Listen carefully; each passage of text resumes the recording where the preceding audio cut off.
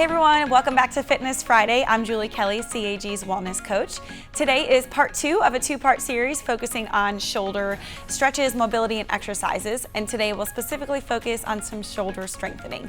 So your shoulder is made up of lots of different muscles, including all of the muscles that make up your rotator cuff. And those are typically weaker muscles since we don't focus on them too often in our workouts. So I'm gonna give you some ways that you can do that using a resistance band or some light dumbbells. So let's get started. So begin by grabbing your dumbbell or something light. You can even hold on to a water bottle or a light object, or you don't have to hold on to anything. You can just focus on doing the movements as more of a mobility exercise.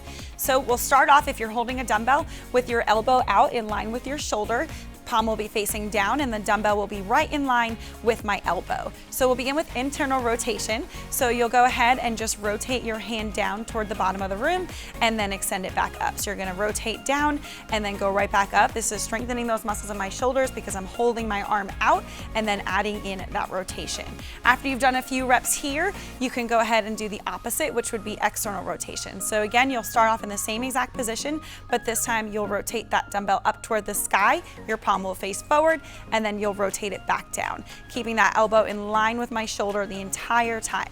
So again, as far as reps for these, you can do anywhere from 5 to 10 reps of one and then 5 to 10 reps of the other. It is a pretty intense shoulder workout and it's gonna fatigue your shoulder muscles pretty quickly. So make sure that you're not feeling any pain when you're doing it. There are lots of other ways to do this movement that I'm happy to help you out with personally if you'd like some more options.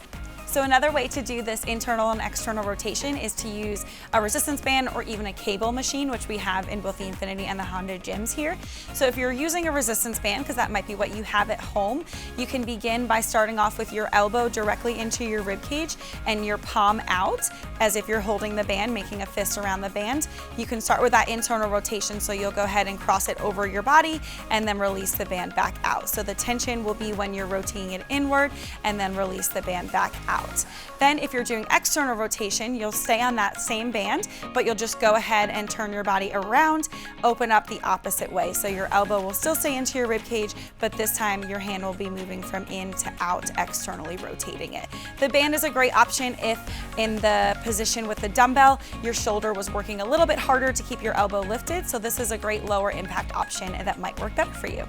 That's it for part 2 of our shoulder strengthening and exercise series. Make sure to try to put some of these into practice in your workouts and let me know how it goes.